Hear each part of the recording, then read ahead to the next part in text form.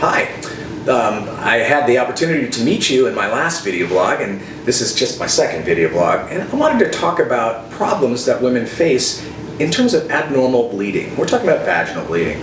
You know, typically a woman has a period every month. It's kind of interesting. The period has been around, obviously, as long as we have been, and the periods in the old days, and I say the old days about 100 years ago, women would typically have about 50, maybe 100 periods in their entire life.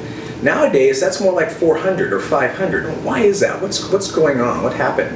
Well, 100 years ago, women had their periods later, and they stopped having their periods, menopause, much earlier in time. Why was that? Well, probably in part because they weren't as healthy. In some senses, they didn't have the access to the right foods and the right minerals, and that can actually change one's period if you don't have a healthy diet or you're not at a healthy weight. But also, and probably more importantly, women had more babies at that time. On average, we have less than 2 babies per household in the current years. In the past, there were 5, 6 babies frequently, even on average in most households in America. That being said, well, when you get pregnant and afterwards when you breastfeed, of course you don't have a period. And if you have 5 or 6 of those, there's a number of years there, as well as the breastfeeding in between, where you're just not having very many periods. So it really has changed significantly. We started birth control pills, interestingly, about, 50 years ago, plus or minus. And they started with very high doses. An interesting side note, they were started by a gentleman named John Rock. Dr. Rock was a very, very good scientist and a very staunch Catholic.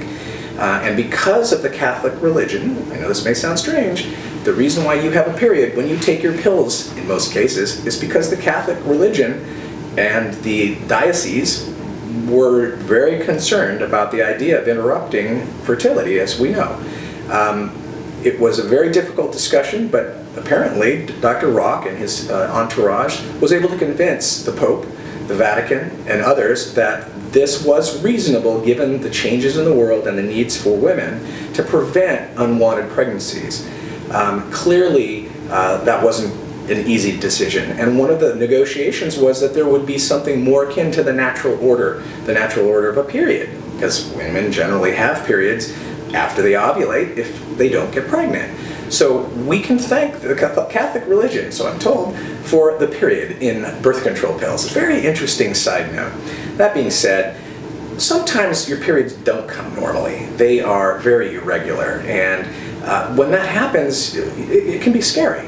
In most cases, it's not something scary. In most cases, it's something simple that can be solved with some minimally invasive approach, or maybe not even an invasive approach, perhaps just a pill.